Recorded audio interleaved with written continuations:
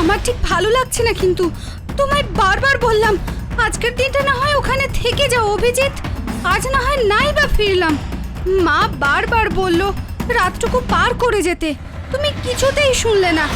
এখন রাস্তায় এই বিপদ, যেটার কথা বাড়ির লোক বলছিল সেটাই তো সত্যি দেখছি। অভিজিৎ, অভিজিৎ সামনে দেখো, সামনে দেখো, ওটা কি কি আসছে আমাদের সামনে? ও অভিজিৎ!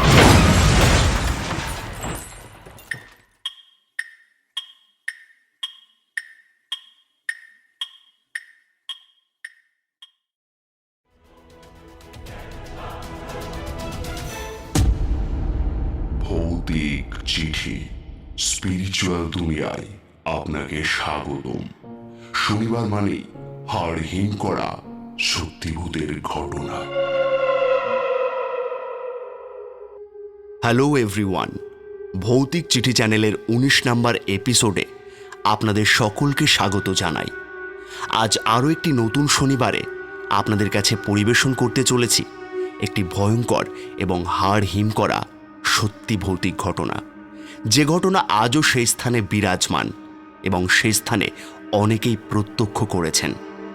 আজও সেখানকার অনেক মানুষের স্মৃতিতে রয়ে গিয়েছে সেই ঘটনা, যা এখনও তারা কল্পনা করলে তাদের শিরা উপশিরার রক্ত সঞ্চালন যেন বন্ধ হয়ে আসে। আপনারাও চাইলে সেখানে কখনো ঘুরে আসতে পারেন এবং হয়তো এমন একটি ভৌতিক ঘটনার সাক্ষী হয়ে থাকতে পারেন। শুরু হচ্ছে আজকের ঘটনা, বেইরে কালীতলার রহস্য। ঘটনাটি ভালো লাগলে সাবস্ক্রাইব করবেন এবং পাশে থাকা বেল আইকনটিতে ক্লিক করে রাখবেন। আপনাদের ছোট্ট সাপোর্ট আমাদের পথ চলার বড় অঙ্গীকার। আজ গল্প পাঠে আমি বাপি এবং সহযোগিতায় দুর্বা ও জয়িতা, সমগ্র পরিচালনায় সৌম্যদীপ।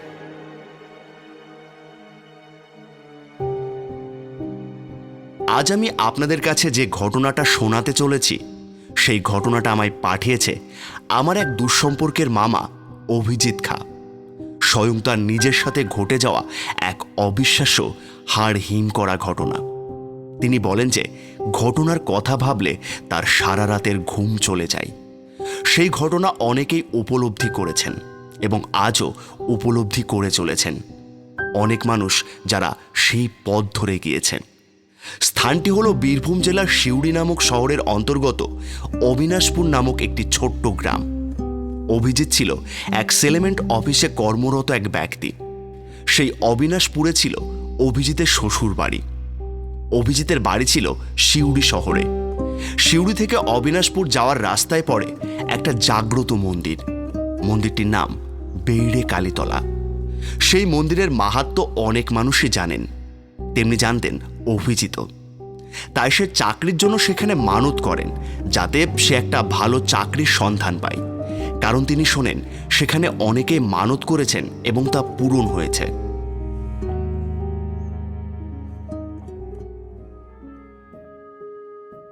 সময়টা ছিল গ্রীষ্মকাল, 2019 সালের 2রা জুন। তখন অভিজিৎ নতুন নতুন চাকরি পেয়েছে।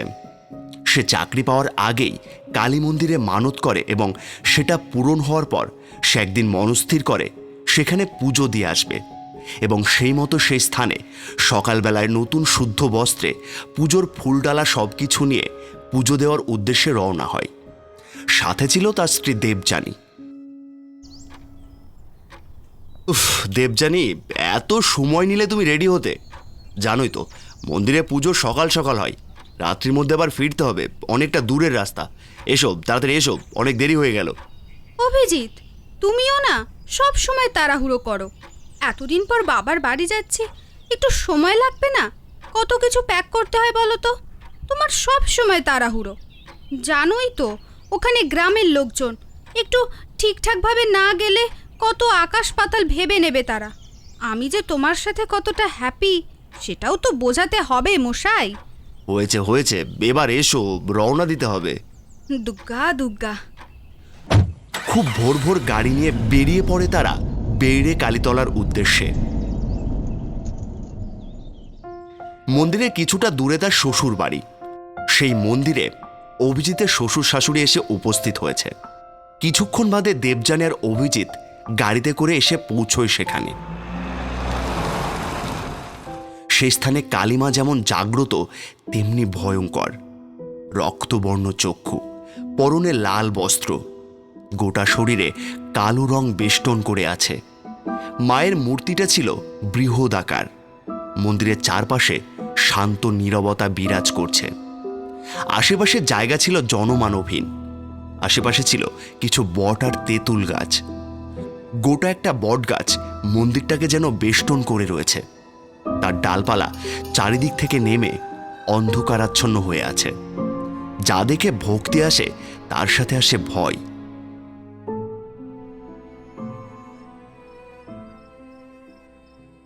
সারাদিনের পুজো শেষ করে এবার তাদের বাড়ি যাওয়ার পালা। অত্যন্ত ভালোভাবে তাদের পুজো সম্পন্ন হয়। তাদের মতো আরও অনেকের মানতের পুজো দিতে আসে সেখানে। এখানেই বলে রাখা উচিত, তার মধ্যে ছিলেন এক ভদ্রলোক। তিনিও পুজো দিতে এসেছিলেন। তার কথা অনুযায়ী তার বাড়ি অভিজিতের বাড়ির কাছে, কিন্তু অভিজিৎ আগে কখনো তাকে দেখেনি। সকলের পুজো আস্তে আস্তে শেষ হয় এবং সন্ধে নেমে আসে। এবার তারা রওনা হবে। মা, আমরা এবার তাহলে আসি। ভালোই ভালোই পুজো সম্পন্ন হলো। এবার বেরোতে হবে, অনেকটা দূরের রাস্তা, না হলে পৌঁছতে অনেক দেরি হয়ে যাবে।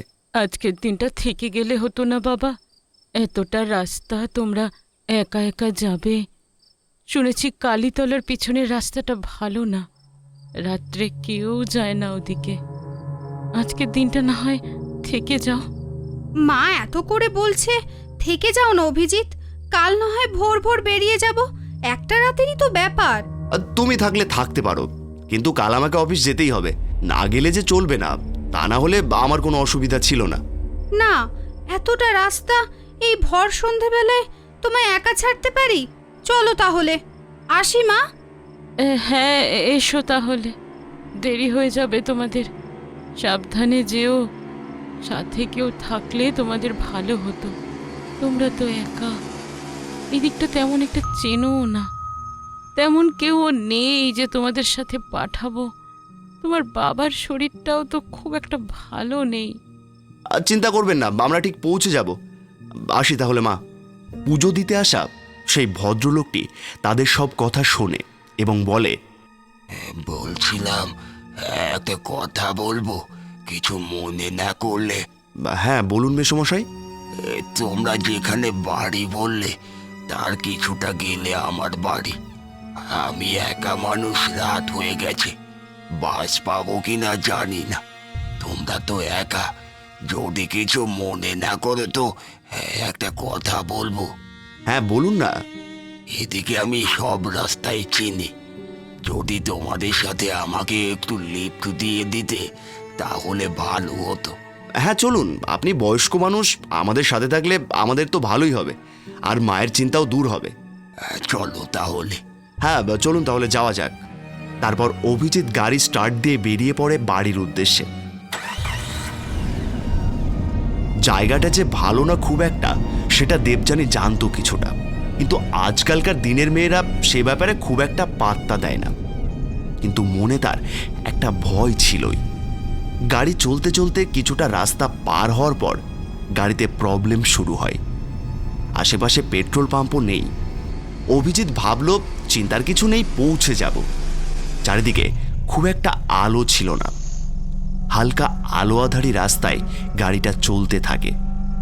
অভিজিতের মনটাও একটু খুঁতখুত করছিল যে আজ না আসলেই ভালো হতো, গাড়িটা এরম প্রবলেম করছে। কিন্তু সে আর কিছু না ভেবে এগোতে থাকে। হঠাৎ যে ভদ্রলোক তাদের সাথে যাচ্ছিলেন সে বলে ওঠে, তোমরা কি মাঝে সাঝে এখানে পুজো দিতে আসো? আগে এসেছো কখনো নাকি প্রথম? হ্যাঁ, আগে আমি মা বাবার সাথে একবার এসেছিলাম। অভিজিৎ এই প্রথম এলো। আচ্ছা আচ্ছা, ভালো। আমাকে তো রোজই আসতে হয়। আপনি রোজ এতটা পথ আসেন? হ্যাঁ বাবা, কি করব, মাঝে আমায় টানে। ঘরে বসে থাকতে পারি না নিশ্চিন্তে, কিন্তু আমি সাথে থাকলে তোমাদের কোনো ভয় নেই। এদিকটাই সব কিছুই আমার চেনা। সাবধানে চলো তাহলে, কোনো ভয় নেই। গল্প করতে করতে হঠাৎ কালীতলার মন্দিরটা পার করার ঠিক পরেই দেখে রাস্তাটা নিঝুম, জনমানুষ নেই বললেই চলে। সেই রাস্তার কিছুটা পরেই হঠাৎ তাদের গাড়ির সামনে সাদা ঘন ধোঁয়া এসে উপস্থিত হয়। জমাট বাঁধা সাদা ঘন ধোঁয়া যেন সাদা চাদরে আবৃত করে দিল গোটা গাড়িটাকে। শুধু ধোঁয়া নয়, সেটাকে ধোঁয়াশা বললেই চলে। গাড়ির সামনে পেছনে চারিদিক বেষ্টন করে নিয়েছে সেই ধোঁয়াশা। সেই ধোঁয়াশার এক অদ্ভুত আকার, একটা সাদা সুরের মতো লম্বা অংশ গাড়ির সামনে গোল গোল করে ঘুরতে থাকে। তার মধ্যে রয়েছে অজস্র কালো কালো ছোপ। সামনে কি আছে না আছে কিছুই দেখা যাচ্ছে না। অভিজিৎ বুঝতে পারে গাড়ি থামলেই বিপদ। এই আন্দাজে গাড়িটিকে নিয়ে এগিয়ে যায় আস্তে আস্তে। সামনে থেকে কিছু আসছে নাকি তাও সে বুঝতে পারে না, এতটাই ঘন ছিল সেই ধোঁয়াশা। আমার ঠিক ভালো লাগছে না, কিন্তু তোমায় বারবার বললাম আজকের দিনটা না হয় ওখানে থেকে যাও অভিজিৎ, আজ না হয় নাই বা ফিরলাম। মা বারবার বলল রাতটুকু পার করে যেতে, তুমি কিছুতেই শুনলে না। এখন রাস্তায় এই বিপদ, যেটার কথা বাড়ির লোক বলছিল সেটাই তো সত্যি দেখছি। ও অভিজিৎ, অভিজিৎ সামনে দেখো, সামনে দেখো, ওটা কি কি আসছে আমাদের সামনে? অভিজিৎ!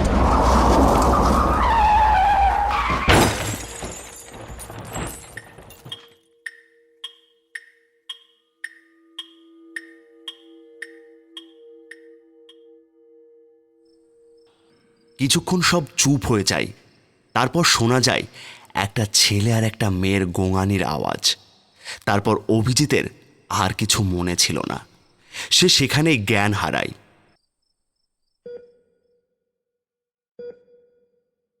তারপর যখন জ্ঞান ফেরে, সে দেখে হাসপাতালের বেডে শুয়ে রয়েছে। তার বাড়ির লোকেরা তার কাছে জানতে চায়, মা বাবা তোমরা কখন এসেছো?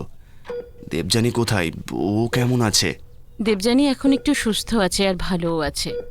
ও পাশের রুমেই রয়েছে, কোনো ভয় নেই।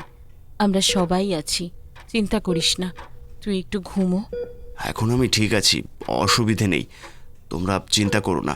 তোরা অনেক বড় বিপদের হাত থেকে রক্ষা পেয়েছিস, না হলে কি হতো বলতো তোদের? তোরা যে বেঁচে ফিরেছিস সেটাই অনেক। এত রাতে তোদের আসা একদমই ঠিক হয়নি। দেবযানীর মা তো তোকে বারবার বারণ করেছিল, তাও কেন শুনিসনি তোরা? দেবযানীর বোন রাহি তোদের এই ঘটনাটা শুনে কি বলেছে জানিস?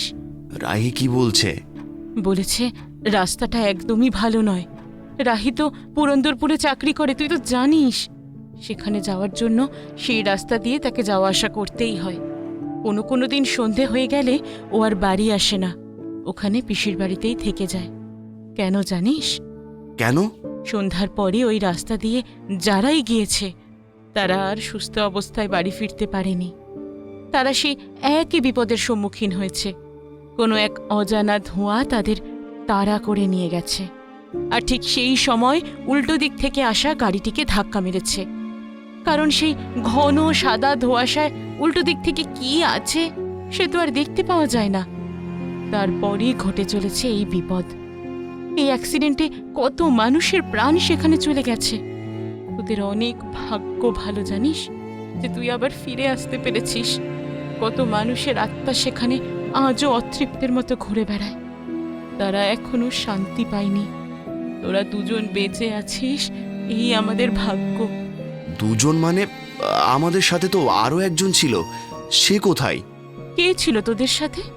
এক মাঝবয়সী ভদ্রলোক, সেও মাঝে মধ্যে পুজো দিতে আসে এখানে। সেদিন সেও তো আমাদের সাথেই ছিল, একই গাড়িতে। সে কোথায় গেল? তার কোনো খোঁজ পাওনি? অনেক বড় পুজোর ডালা ছিল তার কাছে। কই না তো, ওই গাড়িতে তোরা দুজন ছাড়া আর কেউ ছিল বলে তো আমরা জানি না। কোনো ভদ্রলোক, পুজোর ডালা কিছুই তো আমরা পাইনি সেখান থেকে। সেই ব্যক্তির খোঁজ আজও পায়নি অভিজিৎ। অভিজিৎ দেবযানীর কাছ থেকে পরে শুনেছে যে যখন গাড়িটি ধাক্কা মারে তার কিছুক্ষণ পর জ্ঞান ছিল দেবযানীর। তখন সে শুধু অভিজিৎকেই দেখতে পায়। পেছনে বসে থাকা ভদ্রলোকটির কোনো আওয়াজ, আর্তনাদ, উপস্থিতি কিছুই সে উপলব্ধি করতে পারেনি। তারা দুজনেই জানে না সেই ভদ্রলোকটি কে ছিল, কি তার পরিচয়। তবে সেই রাস্তা দিয়ে সন্ধ্যাবেলায় তারা আর কখনো যায়নি। বলা চলে সেই রাস্তায় অনেক অশরীরী আত্মা ঘুরে বেড়ায়, যারা সেখানে প্রাণ হারিয়েছে এখনো তারা শান্তি পায়নি। সেই জায়গার সন্ধেবেলায় গেলে সকলে সেই ঘটনার উপলব্ধি করেছে। কেউ ফিরেছে, কেউ আর ফেরত আসেনি। এই ঘটনাটি আগেও ঘটেছে, এখনো ঘটছে। আপনারা চাইলে সেখানে ঘুরে এসে ঘটনাটি প্রত্যক্ষ করতে পারেন, কিন্তু সমস্তটাই সাবধানে। এই ছিল আজকের ঘটনা। সত্যি অভিজিতের পাঠানো এই ঘটনাটি ভীষণই রোমাঞ্চকর আর ভয়ঙ্কর। আশা করব অভিজিৎ ভবিষ্যতে আমাদের আরও কিছু ঘটনা পাঠাবে। চাইলে আপনারাও পাঠাতে পারেন আপনাদের সাথে ঘটে যাওয়া কিছু ভৌতিক ঘটনা ডেসক্রিপশনে দেওয়া মেল আইডিতে। আজকের মতো এতটুকুই। সকলে সুস্থ থাকবেন, ভালো থাকবেন, আর আমাদের নতুন নতুন গল্প শুনতে থাকবেন। আর ঘটনাগুলি ভালো লাগলে চ্যানেলটি সাবস্ক্রাইব করে দেবেন, আর পাশে থাকা বেল আইকনটিতে ক্লিক করে পাশে থাকবেন আর দেখতে থাকবেন। নমস্কার।